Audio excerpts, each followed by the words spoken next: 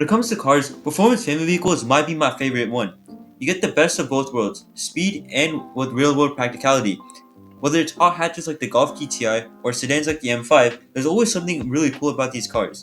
And if you're feeling a little crazier, there's always the fast SUV.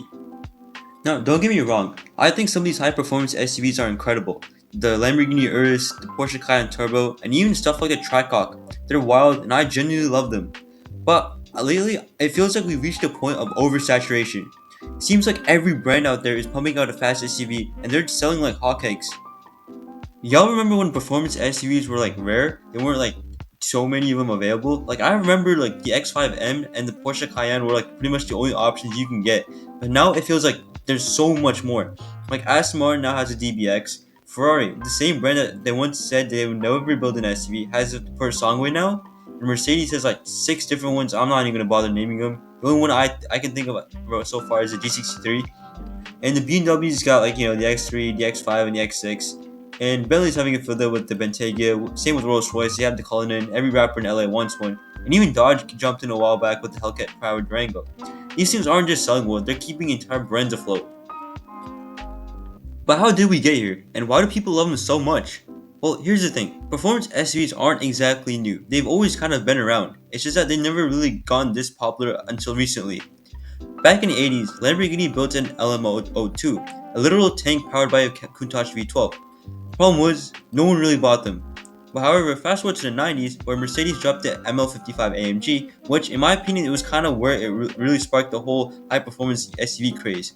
I mean, come to think about it, back then, you can get this was a luxury SUV that can move like a sports car. I mean, come on, like who wouldn't want one? Okay, to really understand their popularity though, you gotta think like someone who's gonna buy one. Picture this, you've made it in life. Maybe your SoundCloud career finally blew up and you're being invited to a headline at Coachella. Or maybe you're a real estate agent who's crushing $1 million listings. Either way, you got some serious cash to spend, and now you want to buy a car that makes a statement. An M5 would be cool, but it's too understated.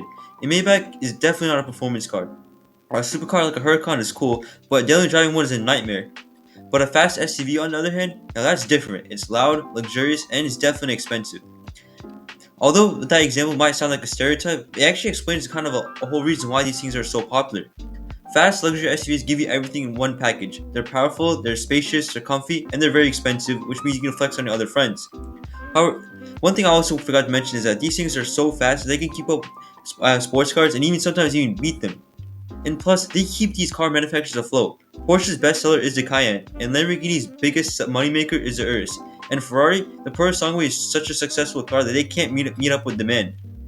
Okay, as a lifelong car enthusiast, I'll admit, I used to not really care too much about performance SUVs. But at the end of the day, they're keeping the lights on for all my favorite car makers. Porsche selling more Cayennes and Macans helps some fun cars like the GT3 RS and the Dakar. Lamborghini selling more Uruses means that we might get hotter Revueltos. And if buying a fast SUV keeps the brand alive and performance development going, maybe that's not such a bad trade-off after all. Sure, I still hope that we don't forget that what made us fall in love with cars in the first place: manual gearboxes, rev matching, lightweight chassis, and the feel of a great driver's car. But if performance SUVs are the price we pay to keep that spirit alive in a modern, profitable way, then you know what? I'm all in.